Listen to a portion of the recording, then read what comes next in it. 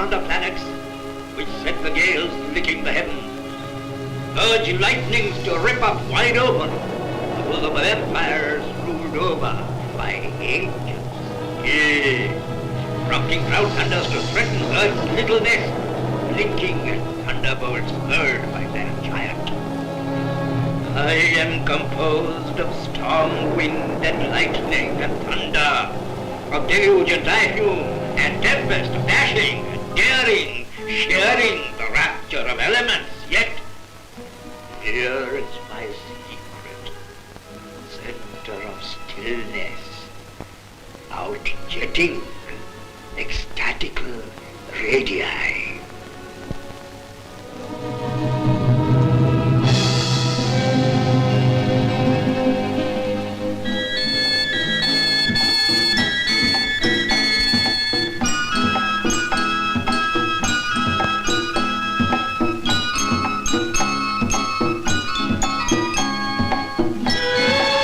Before dawn, on his long morning walk, sniffing springtime in the air, is Harindranath Chattopadhyay.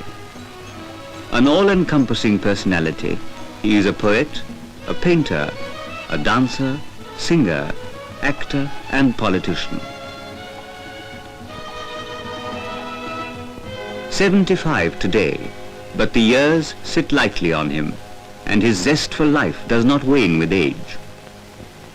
Nature receives me, looks into my nature, and finds her elements in it.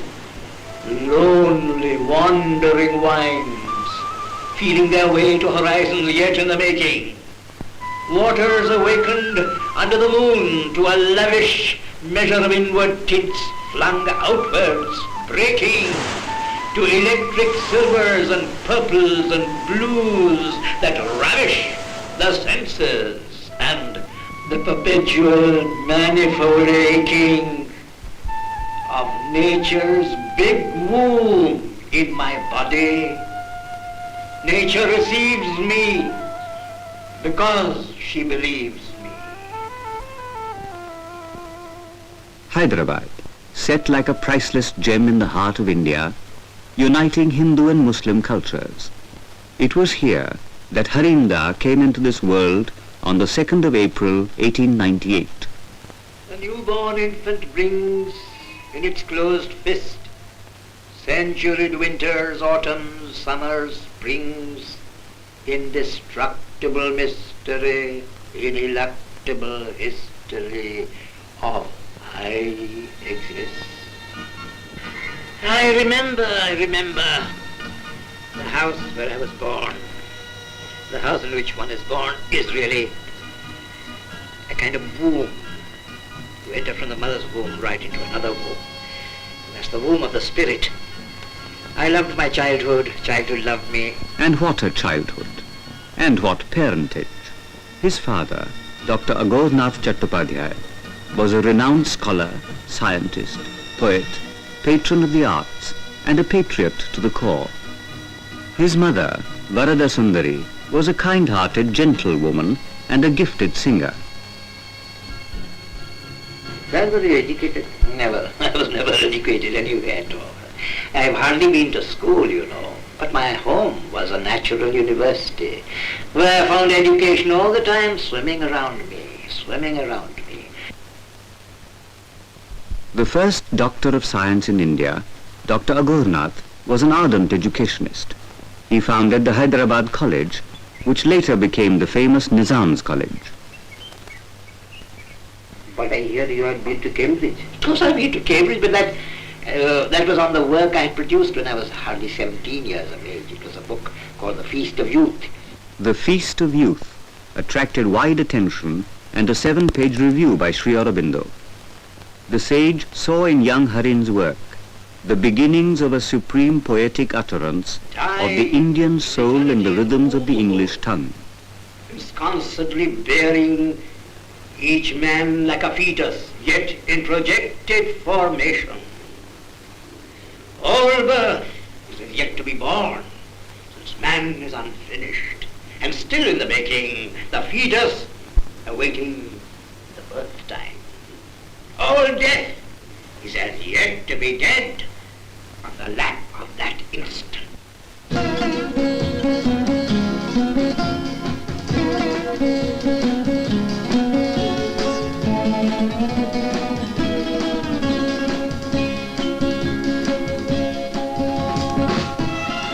Then through the years flowed many literary works from his prolific pen, poetry, prose and plays on myriad themes. Gurudev Tagore considered Harinda an outstanding poet of the time.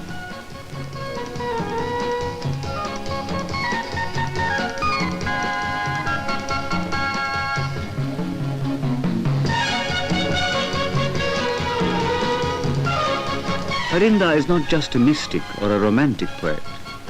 Many of his poems and plays are down to earth, permeated with social consciousness, voicing social protest.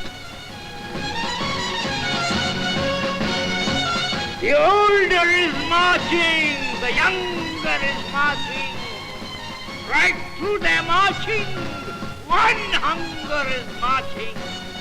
Just watch them a while, they appear the synopsis of a harrowing story of national corpses whose eyeballs are torn and in need of a future before they can hope to look into the future.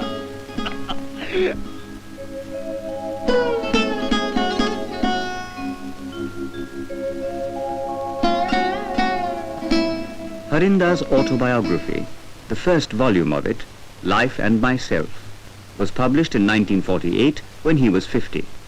It is my considered opinion that a man can love only after 50. Below 50, he only falls in love. Here is one of my love poems, written after 50, of course.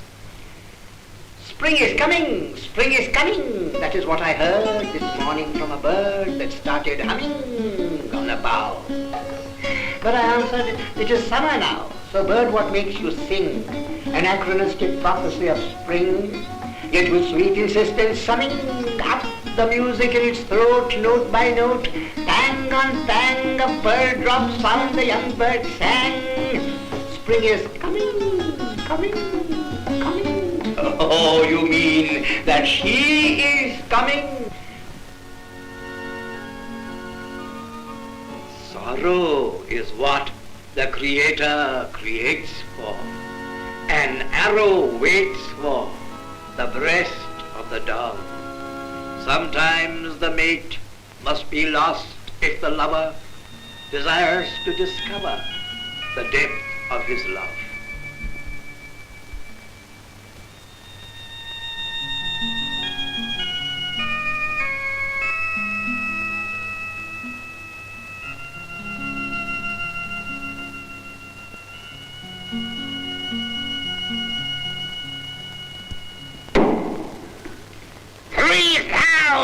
Ducats. Well, who will he come here? The theatre is another love of Harinda. He started acting even as a child and was a pioneer of the theatre movement in India. Publican looks. I hate him for he is a Christian.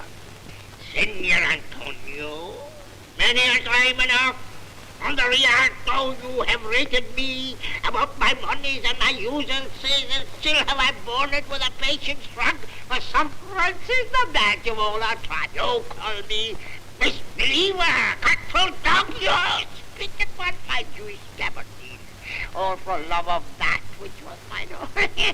You come to me and say, Shylock, we won't have money. You say so, you. This love for the stage has continued right throughout my life. I've done a lot of stage work. I studied my stagecraft in the Soviet Union and under Stanislavski, for instance. And then I came back to India and I went on with the stage, actually. Shakespeare said, all the world's a stage. Somebody else has said, all the stage is a world.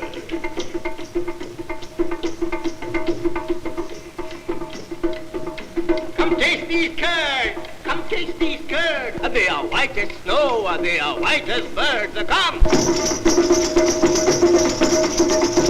The world is full of paddy, and the world is full of wheat. The world is full of paddy, and the world is full of wheat. That there are tens of thousands who have no food to eat. Come! All things are expensive now because of war and strife. All things are expensive now because of war and strife. The only thing that's really cheap today is human life. Come, taste these goods. The freedom struggle saw the Chattopadhyay family in the forefront. Harindra's eldest sister, Sarojini Naidu, herself a poet, came to occupy an honored place in the galaxy of national leadership. His brother Virendranath carried on the fight for freedom on foreign soil. And Harindra had his share of jail life.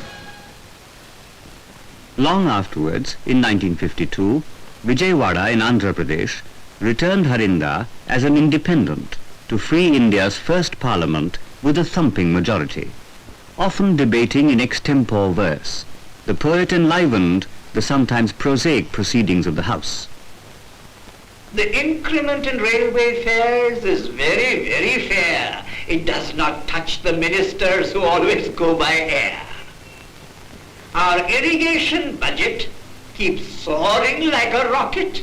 It does not irrigate the field, it irrigates the pocket.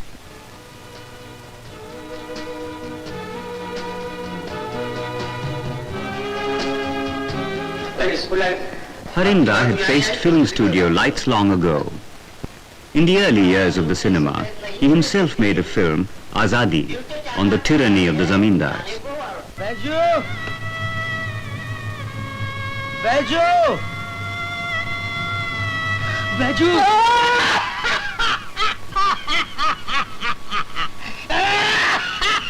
Guru!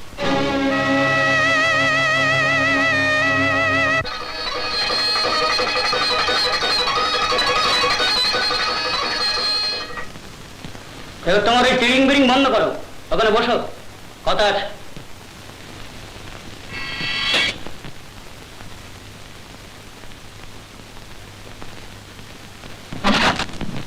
Bob, I laughed and said, oh, what a fuss, what a fuss. I am as fit as a fiddle and right as rain, and as sound as a pitchfork. You forget that my flesh bears a mind. They didn't realize that I had developed the technique of this creature, the cat, of being able to fall with the rhythm, which of course also means to rise with the rhythm.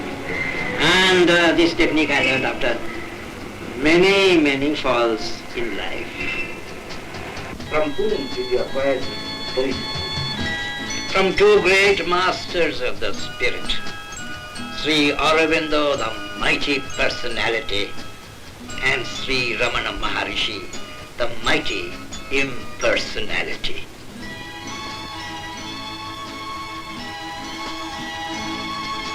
Behind all our answers, a question arises, a cry leaping out of self-darkness, sharp as a barbed arrow, piercing itself. Who am I? Who am I? Who am I? Yea, I am builder, entire of both wholeness and ruin. Since ruin, authentic inequality, needs must be builded. I am builder of commerce and science, of poetry and politics. I set afloating great vessels along the old waters, never weary of burden receiving.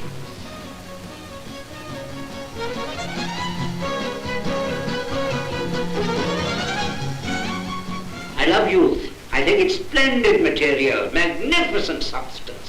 Only that substance, that material, waiting to be molded with love, with understanding, with a friendly approach of equality. This talk of generation gap is rubbish. The generation gap is in the mind. It doesn't exist outside it. Actually, youth... Bearing ample testimony to what Harindra says, is the adoration he receives from the young wherever he goes. Youth is the truth of the world.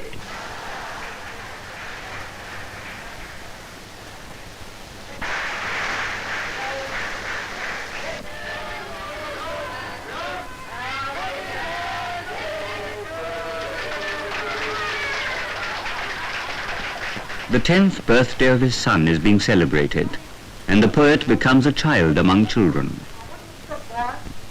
What is the opposite of boy? Boy. Opposite of man? Very good. So then what is the opposite of entry?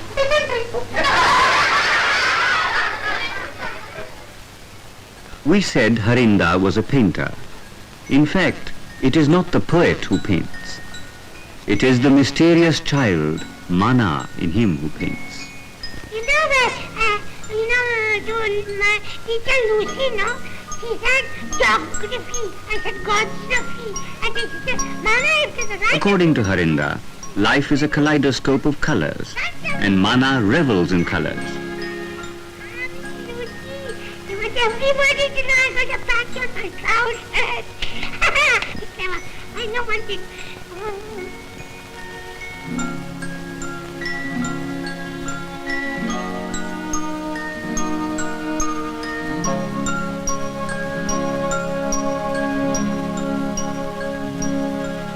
I find a lot of your work remains unpublished. Tons and tons of it. But where are the publishers? Who is going to come forward to publish work which doesn't deal with excitement, passing excitement, the flesh, sex, stupid subjects that live for a day? I write deeper stuff. You know, I sometimes wonder how people call me a poet. They have read nothing of my work, nothing at all, a flea bite. I have tons of work. You know why I write so much? Because the ancestors live in me, dream in me, my ancestors, your ancestors. क्या ताती ताती बोलो ताती ताती तोता ताती ताती तोता Harinda's frequent appearances on television are a delight to children and to adults alike. And recently, he has been appointed the first producer emeritus of All India Radio and Television.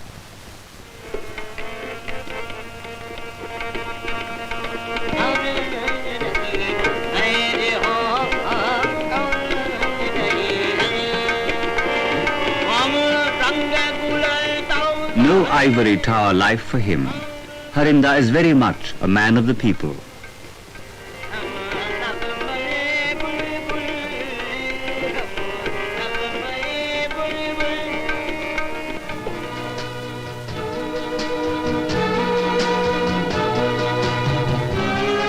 Republic Day 1973, a grateful nation's tribute. The title of Padma Bhushan is conferred on him. Have you any regrets in life? Regrets? What a question. I have no regrets.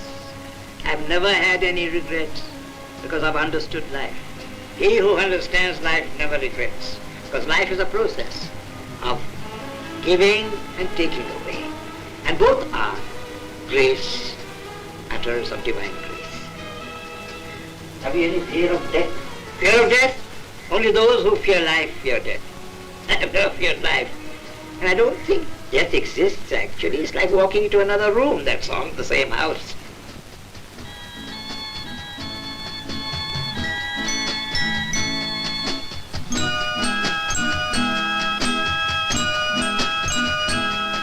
And what is life?